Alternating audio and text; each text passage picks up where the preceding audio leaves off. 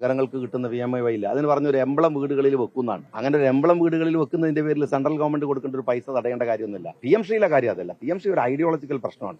ഞങ്ങൾ അതിനെ എതിർത്തവും നിലപാട് സ്വീകരിച്ചൊക്കെ അതിന്റെ ഭാഗമാണ്. അതുകൊണ്ടാണ് ആ സമിതിയൊക്കെ വെച്ച് ഞങ്ങൾ പരിശോധിക്കുന്നത്. പക്ഷേ അതേസമയത്ത് സാധാരണക്കാരന് കിട്ടുന്നത് ഇപ്പം ബഹുമാനപ്പെട്ട കേരളത്തിൽ ഇപ്പോഴത്തെ പ്രതിപക്ഷ നേതാവ് മുഖ്യമന്ത്രിയായിരുന്ന സമയത്ത് ആനുകൂല്യം കൊടുത്താൽ അത് CPM കൊടുക്കുന്ന ആനുകൂല്യമല്ല. ഇപ്പോഴാണെങ്കിൽ VD സതീശൻ മുഖ്യമന്ത്രി കൊടുക്കുന്നത് കോൺഗ്രസിന്റെ ആനുകൂല്യമല്ലല്ലോ. അതുപോലെ തന്നെയാണ് കേന്ദ്രത്തിൽ നിന്നും. അന്ന് കോൺഗ്രസ് ഭരിച്ചിരുന്ന കാലത്തും അത്തരത്തിൽ പല പേരുകളിൽ ഇന്ദിരാ ആവാസ് യോജന എന്നൊക്കെ പറയുന്ന പദ്ധതികൾക്ക് വന്നിട്ടുണ്ട്. അതുപോലെ ഇപ്പോഴും വരുന്നുണ്ടെന്ന് കരുതിയിട്ട് അതിനെ തടുക്കേണ്ട കാര്യമില്ല. അത് വാങ്ങിക്കൊടുക്കാനുള്ള ബാധ്യതയാണ് നമുക്കുള്ളത്. കേന്ദ്ര ഗവൺമെന്റുമായി അൺഹെൽത്തി ആയിട്ടുള്ള ഒരു ഡിബേറ്റിലേക്ക് ഞങ്ങൾ എന്തായാലും പോകാൻ ഞങ്ങൾ ഉദ്ദേശിക്കുന്നില്ല. ഗൗരവത്തിൽ തന്നെ ജനങ്ങൾക്ക് കിട്ടേണ്ട ആനുകൂല്യം അവർക്ക് എത്തിച്ചു കൊടുക്കാൻ ശ്രമങ്ങൾ ഉണ്ടാവും. പക്ഷേ ഇന്നലെ നിയമസഭയിൽ മുഖ്യമന്ത്രി പറഞ്ഞ പോലെ ഞങ്ങളുടെ നിലപാടുകൾ ഉറപ്പിച്ച് നിർത്തിക്കൊണ്ട് മാത്രമേ ഞങ്ങൾ മുന്നേറ്റം നടത്തുള്ളൂ.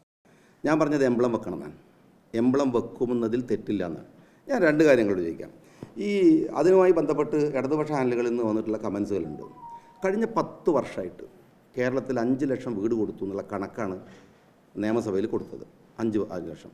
ഈ 5 ലക്ഷം വീടുകളിൽ ഏകദേശം 1,60,60,000 വീടുകൾ ലൈഫ് മിഷൻ കൊടുത്തിരിക്കുന്നത് PMAYയുടെ വീടുകളാണ്. 1,60,000. അത് അർബൻ മേഖലയിൽ കൊടുത്ത 1,28,000 അതേസമയത്ത് റൂറലിൽ കൊടുത്തിരിക്കുന്നത് 36,000 വീടുകളാണ്. ഈ വീടുകൾക്ക് മുഴുവൻ നിങ്ങൾ മനസ്സിലാക്കേണ്ട ഒരു കാര്യം എന്താ വെച്ചാൽ ഇത് കൊടുത്തിരിക്കുന്ന PMI വീട് എന്ന് മാത്രമല്ല, ആ വീടുകളിൽ എന്തുണ്ട്? എംബ്ലമുണ്ട് എന്ന് മാത്രമല്ല, ഇത് കുടുംബശ്രീയുടെ 2004-11-2023 സർക്കുലറാണ്, ഒഫീഷ്യൽ സർക്കുലറാണ്. ഈ സർക്കുലർ പറഞ്ഞിരിക്കുന്നത് എന്താണെന്നറിയോ? നിങ്ങൾക്ക് നിർബന്ധമായും അവിടെ വീടുകളിൽ ഗുണഭോക്താവിൻ്റെ വിവരങ്ങൾ എന്നിവ പ്രദർശിപ്പിക്കുന്നുണ്ടെന്ന്. പദ്ധതി പ്രകാരം നിർമ്മിച്ച മുഴുവൻ വീടുകളിലും ഇതേ മാതൃകയിൽ അവസാന ഗഡു നൽകുന്നതിന് മുമ്പ്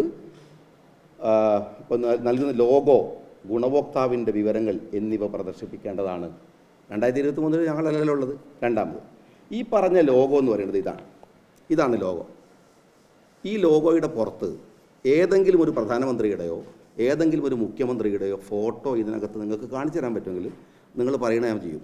ഇതുവരെ പ്രദർശിപ്പിച്ചതിൽ 1,00,000 ചില്ലാനം വീടുകൾ സർക്കാർ വെച്ചു. സർക്കാർ എന്തുകൊണ്ടാണ് ഈ PMAY കരാറിൽ നിന്ന് പുറകോട്ട് പോയത് അറിയോ?